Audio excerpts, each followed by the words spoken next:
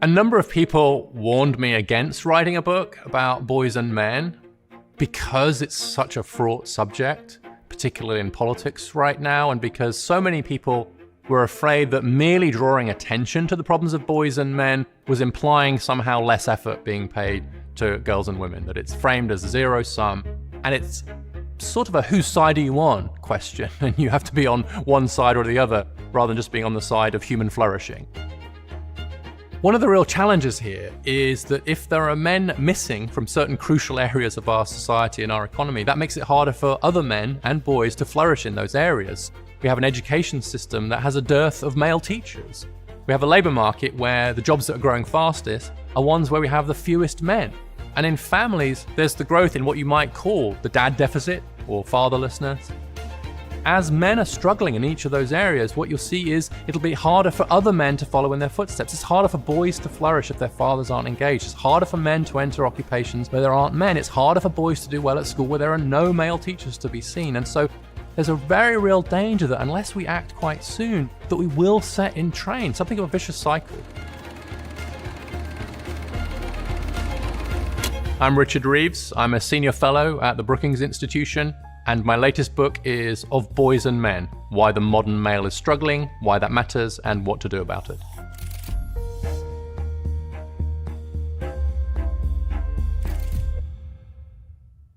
The overall picture is that on almost every measure, at almost every age, and in almost every advanced economy in the world, the girls are leaving the boys way behind, and the women leaving the men.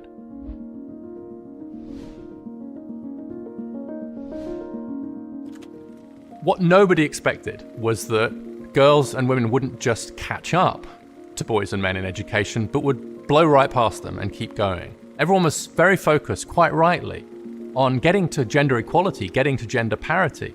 It's not that long ago where there was a huge gender gap the other way, and there was huge focus, correctly, in the 70s and 80s to really promote women and girls in education.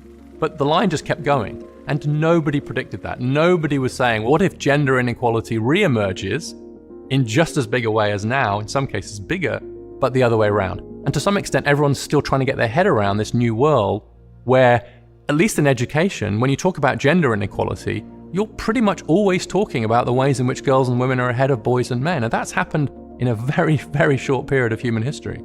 So if you look at the US, for example, in the average school district in the US, girls are almost a grade level ahead of boys in English and have caught up in math. If we look at those with the highest GPA scores, the top 10%, 2/3 of those are girls.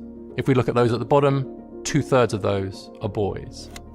When it comes to going to college, there's a 10% gap in college enrollment, a similar sized gap in completing college, conditional on enrolling.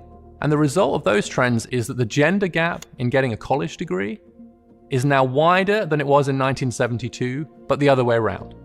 So in 1972, when Title IX was passed to promote more gender equality in education, there was a 13 percentage point gap in favor of men getting college degrees. Now there's a 15 percentage point gap in favor of women getting college degrees. So the gender inequality we see in college today is wider than it was 50 years ago. It's just the other way around.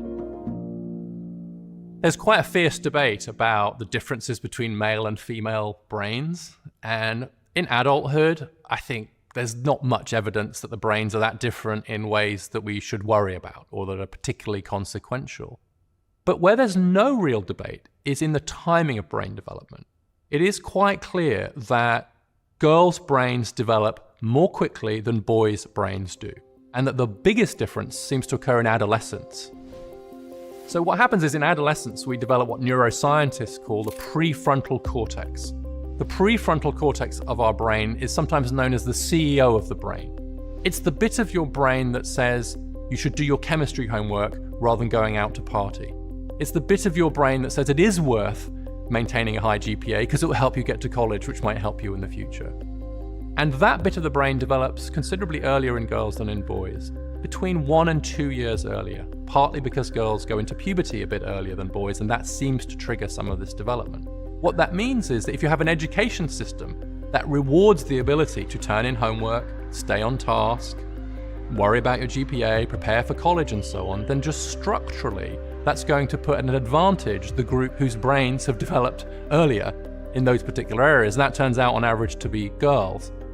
I think it's a great irony of women's progress that by taking the brakes off women's educational opportunities and aspirations, we've revealed the fact that the education system is slightly structured against boys and men because of these differences in the timing of brain development. But it took the women's movement to show that, because the natural advantages of women in education were impossible to see when women's aspirations were being capped by a sexist society. Now that those caps have been largely removed, we can see that it's boys and men who are at a disadvantage in the education system.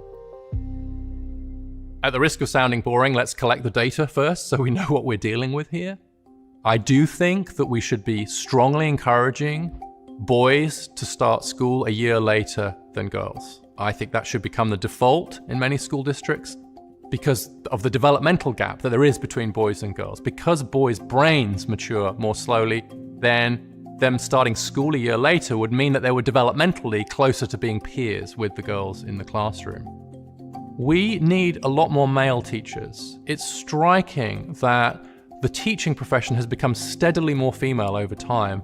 Only 24% of K-12 teachers now are male. That's down from 33% in the 80s.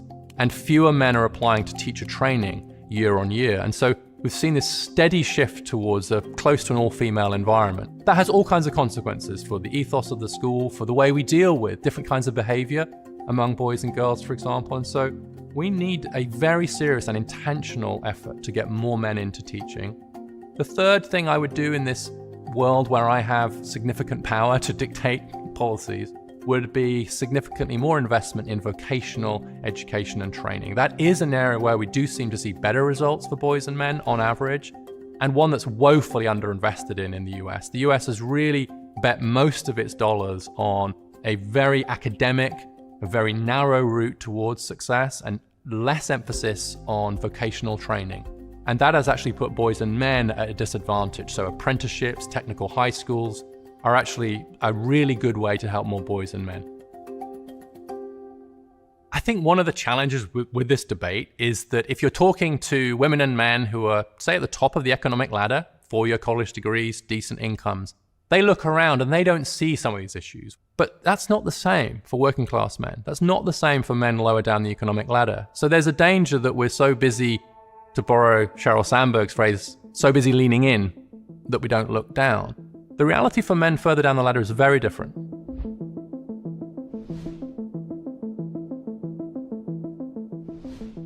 The economic trends for men have turned downwards along 4 dimensions. One is wages. Most men today earn less than most men did in 1979. In employment, with a drop in labor force participation of 8 percentage points, which means 9 million men now of prime age are not working. We've seen a drop in occupational stature, and so there are now more men working in employment areas which are seen as lower status than they were in the past. And we've also seen a drop in the acquisition of skills, the kinds of skills and education that boys and men need. If boys don't get educated and men don't get skilled, they will struggle in the labor market. And across all of those domains, we've seen a downwards turn for men in the last 4 or 5 decades. And so the way in which social class divides have opened up, economic inequality has widened, is really important to understand in the context of gender inequality. If we only focus on gender gaps, then we miss the fact that both men and women at the top have done increasingly well, but that's much less true of everybody else, and especially it's less true of those from lower income backgrounds, working class boys and men, and black boys and men. You see many of those trends are amplified, and so those boys and men are really at the sharpest end of many of the social and economic changes. On the one hand, we have a huge and successful and laudable effort to get more women into STEM jobs, so science, technology, engineering, and math. On the other side, we have what I call HEAL jobs. So that's health, education, administration, and literacy, almost, if you like, the opposite side of the coin to STEM jobs. And that's where a lot of the jobs are coming from. Health and education alone are huge and growing sectors in the US. And so by my estimates, for every 1 job we're going to create in STEM between now and 2030, we're going to create 3 in HEAL jobs. But those jobs are at least as gender segregated as STEM jobs, but in the other direction. and unlike STEM, becoming more so over time.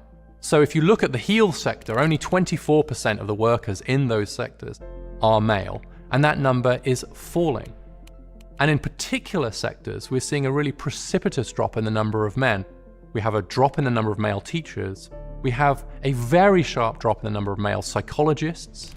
That's dropped from 39% male to 29% male in the last decade alone. And among psychologists under the age of 30, only 5% are male.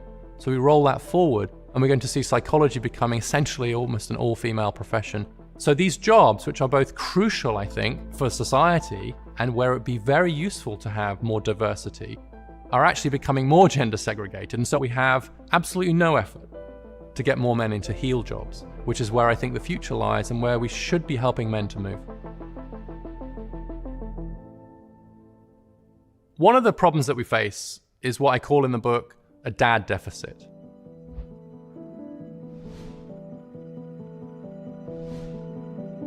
And that can be seen in various different ways. So 1 in 4 fathers don't live with their children.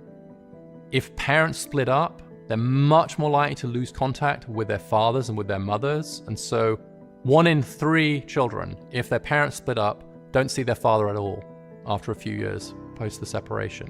So this fatherlessness is something that's very, very specific. And when 4 in 10 children are born outside marriage, and most children to less educated parents are born outside marriage, then we have to reinvent what it means to be a father.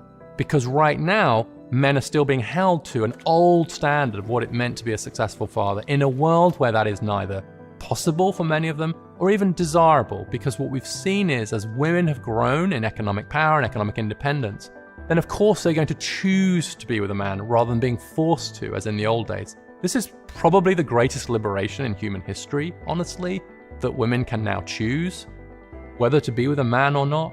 More than 2 out of 5 households in the US now, a woman is the main breadwinner. 40% of American women earn more than the average man. These are huge economic changes and all for the good, but it does pose some really sharp questions about what fathers are for. And until we escape the obsolete model of the breadwinner father, then we will continue to see more and more men being left out of family life. And the kicker is that boys in families that don't have a father presence suffer much more than girls. And so then what happens is that male disadvantage can become intergenerational, because if the fathers are struggling and therefore not really involved in their kids' lives, then the boys are the ones who suffer most, who will then go on to struggle themselves in education and the labor market.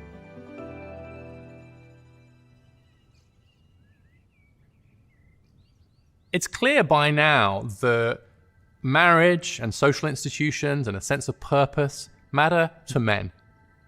And so as we've seen these real challenges faced by men in education, work, and family, you're seeing some really difficult and troubling health consequences. And so the so-called deaths of despair from suicide, overdose, or alcohol, 3 times higher among men than among women.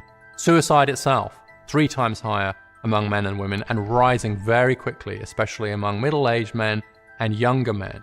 So we can see these as symptoms, I think, of a broader malaise, which is what's troubling boys and men. And for men in particular, this sense of purpose is very important.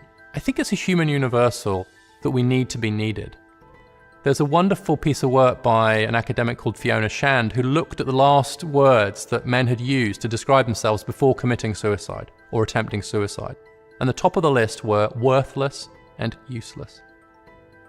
I think if we create a society in which so many men do feel like they're not needed, then it's no surprise that we see these deaths of despair, we see problems with opioids. Opioids are a much bigger problem for men than they are for women. And one of the great tragedies of opioid deaths is the death rates are higher in part because the users are on their own. And so in some ways, the opioid epidemic is a perfect illustration of a whole series of things we're talking about, which is a loss of role in the family, a loss of status in the labor market, turning to drugs, and being isolated and withdrawn. And so in that example, I think you can see a symptom of this broader male malaise that we just need to take it more seriously. And we have a cultural responsibility as a society, men and women together, to help men and boys to adjust to this new world. Because right now, many of them are really struggling. Get smarter, faster with videos from the world's biggest thinkers. To learn even more from the world's biggest thinkers, get Big Think Plus for your business.